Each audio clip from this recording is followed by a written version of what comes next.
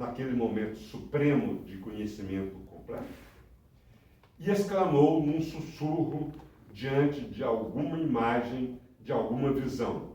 Exclamou 2 vezes uma palavra que era pouco mais que um arquejo. O horror. O horror. Em inglês, claro, né? The horror. The horror. Será que neste momento Curtis está percebendo o horror da sua vida? Mário, posso falar uma coisa?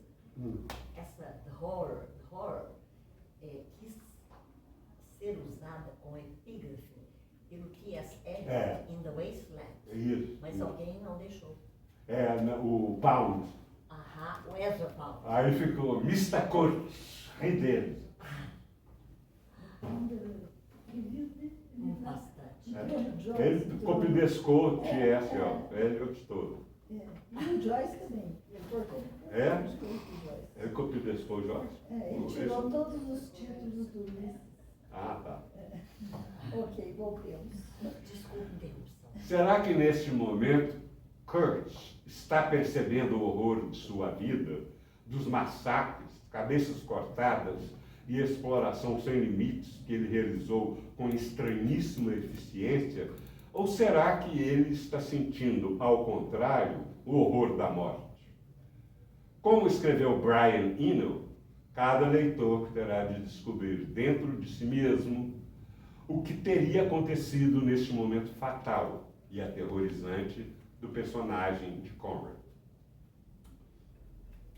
Marlowe descreve todos os horrores que a companhia belga estava realizando no Congo, portanto, todos os horrores praticados por Curtis. Mas durante toda a novela, mesmo narrando esta peça que, ao fim e ao cabo, é acusatória da colonização, conquista, interrogação, belga e de Curtis, Marlowe demonstra querer compreender e entender Curtis.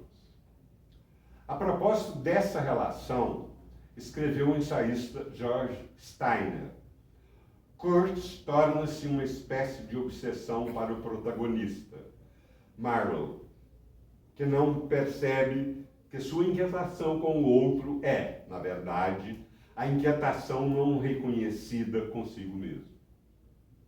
Será que Marlowe poderia dizer, ao final de O Coração das Trevas, como Conrad sobre Lord Jim, na introdução exatamente do livro Lord Jim, abre aspas, ele era um de nós?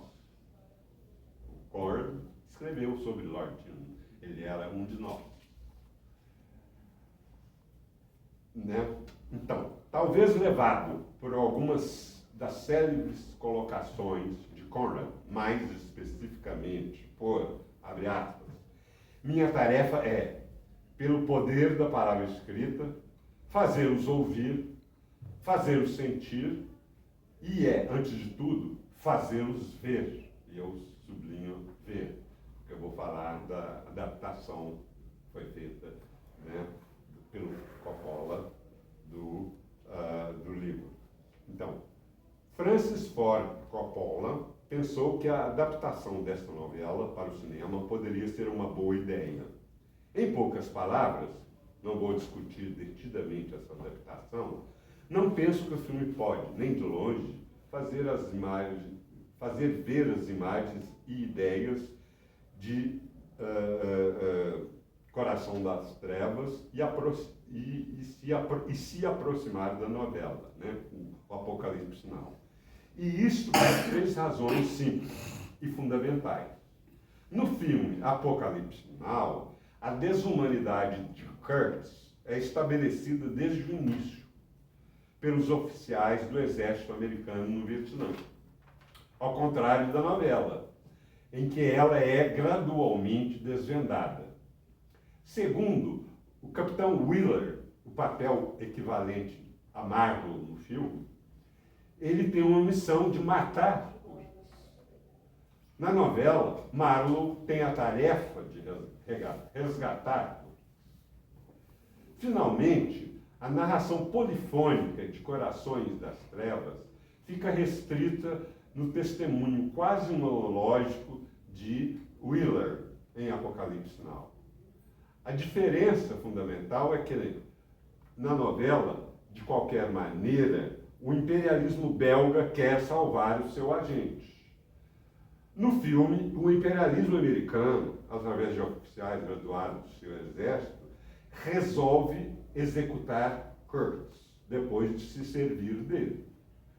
Uma decisão humanitária, aspas, com muitas aspas, para evitar mais massacres dos vietnamitas e problemas para o país, isso é, para os Estados Unidos.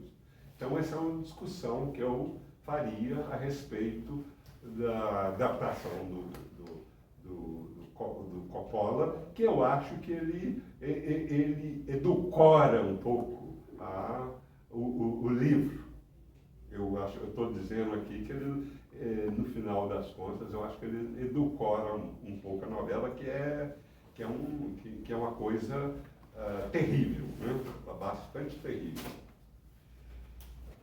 Gostaria de terminar essas considerações com algumas palavras de Nietzsche, um filósofo contemporâneo de Korn, que este conhecia e que certamente o influenciou. Ele disse que a tragédia é o terrível sobre a máscara do belo. Olha só,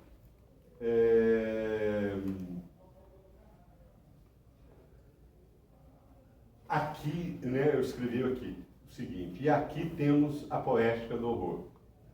Na sua inteireza, a arte tem a capacidade de exprimir e mostrar o horror em toda a sua total e completa abjeção, em termos de beleza. Verdade totalmente contraditória, mas ainda assim uma verdade demonstrável, que a arte, ela pode mostrar o horror, o mal, de uma maneira harmoniosa, com uma forma satisfatória, mais do que satisfatória, belíssima. Né? Ou como escreveu Roberto Machado, comentando o Nietzsche, a tragédia,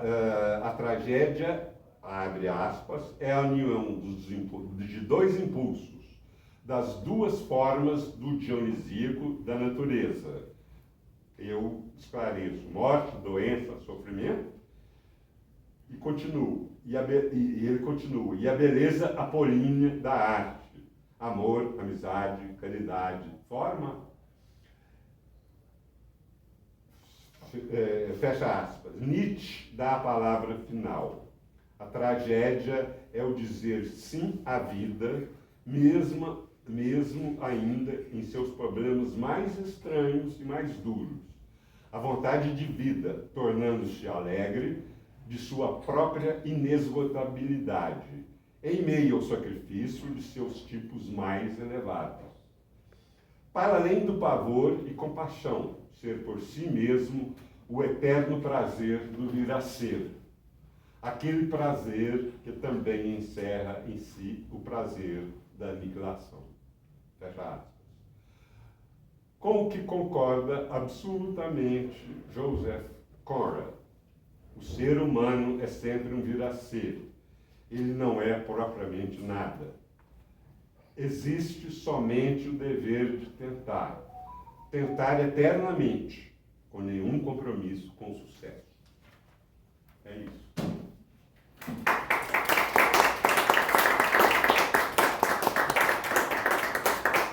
Eu estava crente que você ia me esclarecer o horror. Aí você deixou a dúvida toda no ar. Não, eu acho. Sei, esses anos todos que eu já li o romance e li de novo, essa dúvida permanece. Eu tendo a achar que ele percebeu, a minha leitura, né, ele ressoou dessa maneira, que ele se deu conta das coisas horrorosas que ele tinha feito da vida dele, depois de querer ser tão benévolo, benevolente e querer desenvolver aquela terra bárbara e aquela terra E ajudar aqueles atrasar selvagens. aqueles selvagens. Mas eu tenho aprendido muito ultimamente que tem gente que tem gente que não aprende nada, nem morrendo e nem vivendo. Não aprende, não quer aprender. Aliás, aprender é ameaçante para certas pessoas. Então, Mais fácil viver. né? Mais fácil viver na ignorância. E da certeza. É o medíocre muito mais feliz. É muito certo, exatamente. Magda, só um adendozinho. Talvez esse horror seja mais compreensível se você vir um documentário numa dessas plataformas, não sei se na Netflix, sobre o período no Congo Belga. É um documentário muito esclarecedor. O rei Leopoldo, eu acho que inclusive o Congo Belga era do rei Leopoldo dele. Especificamente, não era? Era uma governo. aquilo É um ali, trem muito durante estranho. 20 anos, era uma possessão que foi entregue ao rei Ao Leopoldo, rei. e não à Bélgica. Ao rei. Tanto que a família real da Bélgica, ela se sentiu, né, na obrigação de vir à frente e pedir desculpas, porque era uma possessão do antepassado e essas coisas, esse horror, aconteceu muito. Eu fiquei muito impressionada quando eu vi o documentário e a gente entende esse horror. Porque era uma coisa assim impensável. Morreu 10 milhões de negros durante 10 anos. A crueldade, né? Você realmente é muito difícil acreditar que bem, a gente sabe do que o ser humano é capaz, né? Mas sempre que você acha que chegou assim no limite, você aprende que não tem limite. O fundo do poço sempre Não tem tem, algo você tem fundo mais demais. fundo do poço. Então, eu gosto muito de aliar literatura e história. Então, esse documentário eu acho que é muito esclarecedor. Se você achar o nome dele, passa para mim. Tá, eu não sei se eu Como conto. Eu vou tentar, inclusive, quando nós resolvemos que viríamos a essa palestra, eu tentei achar o documentário e tem também um filme antigo, que eu já vi, um filme que eu não me lembro quem era o diretor, há muitos anos que eu vi. Então, mas eu não tive muito tempo para procurar. Mas o documentário, eu certamente vi há pouco tempo, tem uns 2 anos que eu vi. E eu não sabia de tudo aquilo que tinha ocorrido, porque eu sabia mais sobre o Congo antes da independência, né? Porque teve uma guerra terrível também, e muitas vezes os belgas eram colocados como vítimas, porque os congoleses tomavam as terras, que sempre foram deles e tal, e eu, de vez em quando, pensava, não, mas que horror, o que está acontecendo, que mataram. Quando eu vi esse documentário, eu falei, meu Deus do céu, foi uma coisa e que deixou rastro, né? Ensinaram, inclusive, essas crueldades. As práticas bem cruéis, né? Mas vou procurar e te mando. Eu quero esclarecer, no curta, tem uns canais chamados Curta.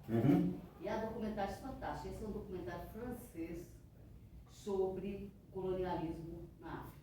E aí um dos enfoques é o Congo belga e outro enfoque sobre a Nigéria e os países de domínio inglês.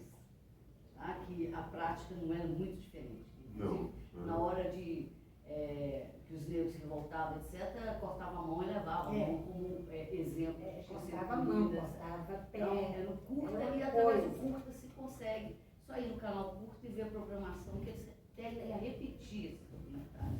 Então, só um esclarecimento aí, porque eu vi esse documentário e foi no E curta. se não me engano, teve uma divisão territorial lá. Eu não sei nem se o Congo faz fronteira com a atual Nigéria, mas tem uma divisão territorial quando houve, quer dizer, dividiram lá e houve, o Congo foi dado para o rei Leopoldo, sabe? Então... Mas assim, em 20 anos ele perdeu esse mandato, entendeu? E diz, inclusive, que Heart of Darkness... não é nunca perdido. Heart of Darkness foi uma das peças desse processo, ou ajudou a sujar o nome do rei Leopoldo. E esse genocídio, que não foi nada menos do que um genocídio, belga no Congo, atualmente é conhecido de todo mundo. Todo mundo sabe disso.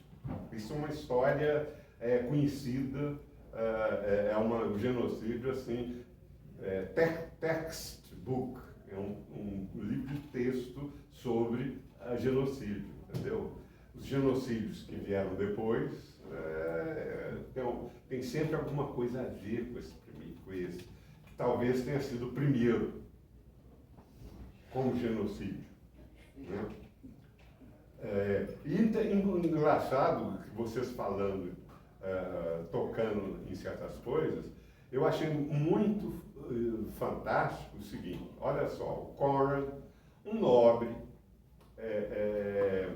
assim, algo reacionário ele era, politicamente ele era meio conservador, acreditava nos valores do Império Inglês.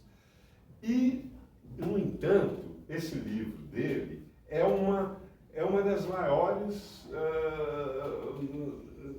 uma das maiores acusações contra o imperialismo europeu, até mesmo do inglês. Agora, ele foi muito esperto, porque ele falou do imperialismo belga, do genocídio belga. A Inglaterra, naquela época mesmo, estava fazendo algo parecido pela África e pelo mundo todo. A Inglaterra estava fazendo. Ele não deixa de fazer isso, ele não deixa de sugerir quando ele fala da escuridão de Londres, da escuridão da Inglaterra, do país bárbaro que era a Inglaterra há 2000 anos atrás, invadida por uma civilização muito mais adiantada, a romana, né? Então ele consegue, consciente ou inconscientemente, não importa, né? O livro, como diz o Lawrence, não interessa a opinião, vamos dizer, extra-obra do Conrad, as posições políticas do Conrad, não interessa. Interessa o que está na obra dele, em Heart of Darkness, principalmente. E quanto a Heart of Darkness, eu lembrei aqui de uma coisa, o Orson Welles, o primeiro filme do Orson Welles é Citizen Kane, Cidadão Kane, mas ele queria que fosse Heart of Darkness. Se ele conseguisse produção, ele teria feito Heart of Darkness antes de Cidadão Kane. E eu gostaria muito de ver, teria gostado muito de ver, embora eu não seja fãzoca assim, de carteirinha do Orson Welles, mas é muito mais inteligente do que o Francis Ford Coppola, acho eu. Gostaria muito de ver o Heart of Darkness do Orson Welles. Eu gostaria. Devolvo a palavra para você. Agora eu queria só lembrar, não sei se eu já comentei isso com você uma vez, que eu tenho uma edição do Tarzan e Rei das Selvas em inglês, que tem uma introdução que explica que o Lord Greystoke foi mandado para o Congo para amenizar as atrocidades que os belgas do rei Leopoldo faziam lá. Quer dizer, o inglês, muito bonitinho, muito inocentinho, que ele fazia a mesma coisa, né? Foi mandado para amenizar as atrocidades do rei Leopoldo.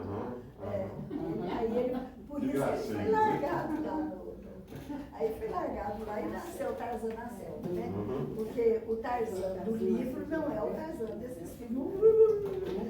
Claro. Né? Não tem nada a ver. Mas que também foi escrito por americano, né? O Edgar Rice Burroughs é americano, escreveu o Tarzan, né? Mas a introdução é até muito interessante, essa introdução. Interessante pela dica. E está, assim, assumindo a questão das barbáries, né? Da barbaridade que os tá belgas... Também dos belgas. Né? Dos belgas. Está assumindo os ingleses, que são os amiguinhos dos americanos. Mas está assumindo os belgas. Né? Isso aí. Tem até esqueci de... Eu não anotei porque eu não estava com o livro físico, mas tem uns aspectos muito interessantes da narrativa, em que ele tem no início, que tem toda aquela escuridão do parque lá no Times, e que depois de repente tem uma claridade de um outro momento, quer dizer, ele faz esse chiaro escuro né, na narrativa dele. Eu falei, gente, eu queria ter notado isso, mas estava estranho aqui, eu não sei. E tem lances assim, absolutamente reveladores, imagem genial. Um bar no Heart of Darkness, né? Tem um momento que narra o Marlowe que ele viu um barco francês de guerra atirando, dando tiros de canhão na África, no território africano, onde não tinha nada, não tinha gente, não tinha população, não tinha habitação, não tinha nada. Mas eles estavam atirando no nada. Isso é, assim, eu acho uma imagem absolutamente genial do livro. E da agressão europeia, da francesa também. Já não falou da França, mas a França também fazia essas coisas. Eles todos faziam. Portugal também tinha possessão lá. Não sei se os portugueses também, né? Pois é, eu não sei se os portugueses são ditos de temperamento muito mais ameno, se eles eram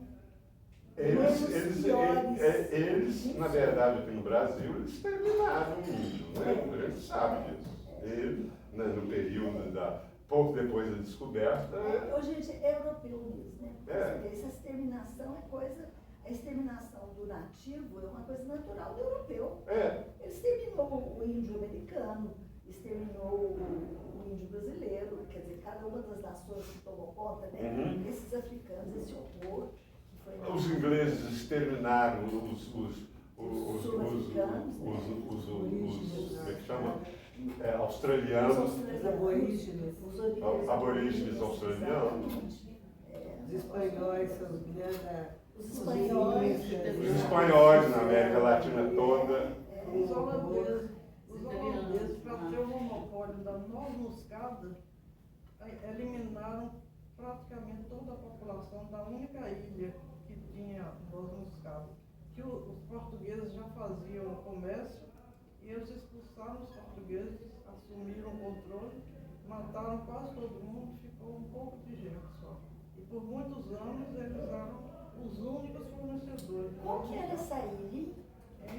Essa ilha é do quê? Sabe por quê? Eu estou achando interessante porque eu tenho uma amiga em Londres que ela é do Sri Lanka. E o sobrenome dela é holandês. E ela se gaba de ser de origem da alta sociedade, sabe? Mas o tipo dela é de indiana, escura, e etc. Muito bonita, linda. Quando era jovem, era muito bonita. E o Sri Lanka é inglês. Quando ela veio para a Inglaterra já era inglês. Mas os holandeses tomaram conta lá uma época. Será que é por ali? O domínio holandês em Java, né? Mas essa ilha parece que nem ocuparam. Eles deixaram Banda. meia dúzia de pessoas Ilha de Banda. para coletar. Ganda? Banda. Banda. Banda. Perto de onde, China? Mar de Banda. Eles descobriram essa ilha. Os holandeses encontraram lá coisa da nossa moscada. Produzia lá. Só Banda. Não deve ser ela, né? E a lista que você tinha ali, você tem mais nada para perguntar, não falar? Então, eu fiz assim uma relação de onde aparece Heart of Darkness na peça. Ah, Né? que é diversas vezes, né? Muitas o vezes, tempo todo, né? inclusive permeado de outras palavras, né? Permeado de ou substantivo, ou adjetivo. É, isso mesmo. Agora, você citou o livro do filme, né? Do Coppola. Eu, com minha idade, acompanhei a Guerra do Vietnã. Né? Acompanhei daqui. Mas ver aquele filme me deu o horror do Cortes. De ver aquele horror que o filme está apresentando. Do que o americano fazia lá. Eu acho que essa visualização que o Coppola conseguiu fazer, eu até entendi os 3 pontos que você colocou aí em relação ao livro, né? Mas o filme, pelo filme, me trouxe o horror da Guerra do Vietnã para dentro de mim. Eu fiquei assim, realmente eu falava, é o horror. Não, eu não acho o filme assim genial, óbvio, mas eu acho um bom filme, sim, por essa razão. Nesse momento, exatamente, por esse motivo. Quando a coisa fica na base da imagem. Agora, eu acho que, assim, em termos de narrativa, eu acho que ele pega leve com os americanos. Os americanos, no começo, o que eles querem fazer? Eles querem matar o Marlon. E o imperialismo belga não quer matar o Kurtz. Ele quer salvar o Kurtz. Mário, tem uma coisa que eu queria que você fizesse um toque. Daquele final do Heart of Darkness, da noiva. Como que criatura é essa, esse Kurtz, que tinha todas essas características? Pois é, a noiva, a prometida, né? Fala da prometida. Você vê que ele não consegue falar as últimas palavras do Kurtz. Ele inventa para ela. E ele até fala uma coisa assim, bastante assim, eu diria, machista. Ele fala assim, para as mulheres a gente não pode falar todas as verdades. A gente tem que, o mundo delas é outro.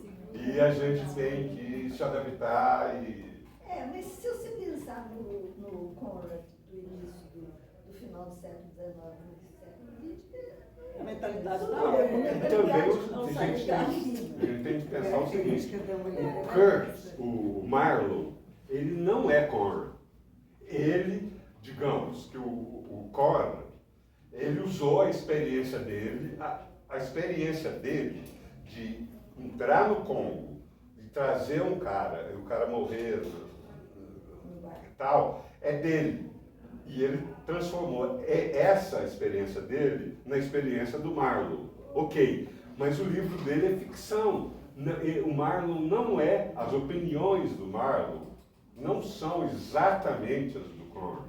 Ele é uma outra pessoa. Então a gente não pode dizer, se o Marlowe disse isso é primário. Se o Marlowe disse isso aí o Conrad disse isso. Não. Mas também a gente não tem a palavra do Kurtz. A gente tem a palavra do Kurtz através do fulano, do ciclano, do beltrano. Exatamente. Né? E teve um lado que me lembrou muito Guimarães Rosa, quando ele fala que a gente nunca está pronto, a gente está sempre se transformando, né? Ele fala, uma coisa que eu achei genial, que ele fala assim, nós não somos nada no presente. A gente é sempre um vir a ser. Exatamente, isso me lembrou muito Guimarães Rosa, de falar isso. A gente está sempre em transformação, a gente está sempre... Alguém lembra a situação? Um processo, Exatamente. Um processo. Agora, Mário, eu achei uma coisa que me... Tentando ver, revi o filme, né?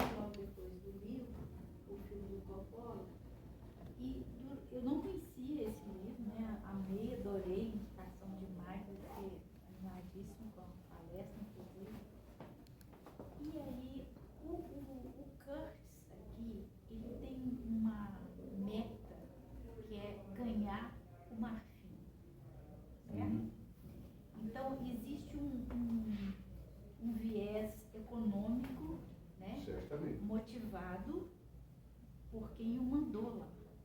Só que ele se apresenta como um monstro, né? Como um Deus. Como um Deus. E é tratado também, como um Deus e é pela tratado como população. um Deus, apesar de ser monstruoso, né?